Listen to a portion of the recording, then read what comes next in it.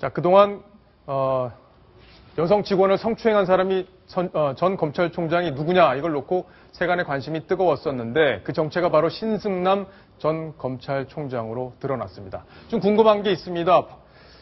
박희태 전 국회의장의 경우에는 바로 실명이 공개됐었는데 왜 신승남 전 총장의 경우에는 그동안 언론에 보도가 되지 않았었나 이런 의문점들을 많이 가지셨을 텐데요. 그 의문점을 지금부터 하나씩 풀어보겠습니다. 자, 이동희 차장. 네. 신승남 총장은 처음에는 다 익명으로 보도가 됐었고요. 그렇습니다. 그렇죠? S라고도 보도가 안 됐고 모 전직 검찰총장 이렇게만 됐었는데 그렇게 했던 이유가 있습니까?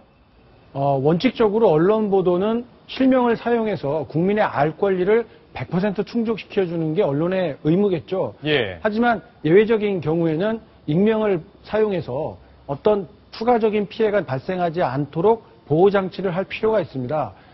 하지만 공인이라든지 사안이 중대하다든지 아니면 오로지 공익을 위한 보도다라는 이런 최소한의 이 세 가지 요건을 갖춘다고 한다면 그 사실을 적시하고 예. 당사자가 누구인지 실명을 사용해서 보도하는 것이 언론의 기본 윤리라고 할 수 있겠습니다. 자, 그러면 신승남 전 총장과 박희태 전 의장 똑같이 성추행을 했다는 지금 주장이 나온 건데 자, 비교해서 좀 설명을 해 주시죠. 예, 박희태 전 국회의장의 경우에는 골프장 캐디를 성추행했다는 의혹이 제기가 됐잖아요. 예. 그랬을 때 언론이 취재를 한 결과 박희태 전 국회의장 같은 경우에는 딸 같아서 손가락으로 가슴을 툭 찌른 것뿐이다. 예. 라면서 본인의 행위를 인정을 하면서 그건 뭐 의도된 게 아니다. 뭐 이런 식의 해명을 한 것이고요. 예. 행위를 일부 인정한 거죠. 그렇습니다. 그러니까. 자기가 예. 어떤 행동을 했는지 그 자체에 대해서는 인정을 한 겁니다. 그런데 저기에서 보면서 알 수 있듯이 그 행위 자체가 성추행이라는 것은 TV를 보고 계신 시청자 여러분 누구나 알 수 있을 겁니다. 그런 말은 자기가 스스로 변명이라고 하긴 했지만 그 행위 자체가 이미 성추행의 수준을 넘어서고 있는 거거든요. 예. 반면에 신승남 총장의 경우에는 전면 부인을 하고 있는 상황입니다. 예. 내가 거기에 간 것은 맞지만 전혀 나는 당당하다. 그렇게 행동한 적이 없다라면서 제기된 의혹 자체를 전면 부인하고 있는 상황입니다. 예. 그렇기 때문에 박희태 전 의장 같은 경우에는 실명을 사용할 수가 있었고 신승남 전 총장의 경우에는 일부 언론에서는 그저 A씨라고 표현하거나 뭐 성씨를 따서 S라고 표현한 예. 경우도 있었습니다만 실명을 보도하지 않고 있었습니다.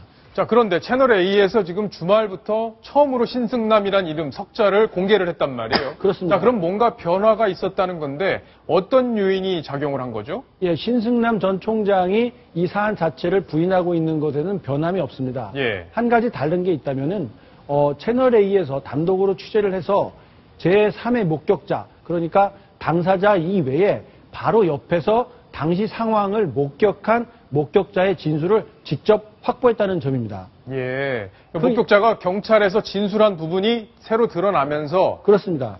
그러니까 이제 객관적인 상황으로 봤을 때도 얼마든지 이건 성추행으로 볼 수 있다. 이렇게 됐다는 거죠. 자, 피해자의 아버지가 목격자라고 하는 증인이라는 사람의 녹취를 가지고 있었습니다. 예. 자, 법적으로 보면은 본인이 직접 한 이야기가 아니기 때문에 녹취가 되어 있는 부분은 전문 증거에 불과합니다. 예. 들었다라는 얘기죠. 그러니까 카더라 이 정도 수준이기 때문에 법정에 가져가서는 증거 능력을 갖지 못합니다. 하지만 채널A가 직접 그 당사자 옆에서 이 상황을 지켜봤던 목격자의 진술을 직접 확보를 해서 예. 시청자 여러분들께 보도를 해드렸기 때문에 이것은 뭔가 새로운 사실이 확인이 됐고 또 그 당시에 어떤 일이 있었는가를 객관적으로 뒷받침할 수 있는 결정적인 증거라고 판단했기 때문에 이 정도 사안이 됐다고 한다면 실명을 공개를 해서 국민들의 알 권리를 충족시켜드리는 게 예. 올바른 언론의 자세라고 판단한 겁니다. 그랬군요. 자, 저희가 처음에는 이 신승남 전 검찰총장을 인터뷰를 했습니다. 당시에 채널에서 인터뷰를 했는데 그때 당시에도 실명을 공개를 하지 않았고 음성을 변조해서 부인하는 내용을 방송을 해드렸었는데요. 이제 신승남 전 검찰총장의 이야기 음성 변조하지 않고 직접 한번 다시 들어보겠습니다.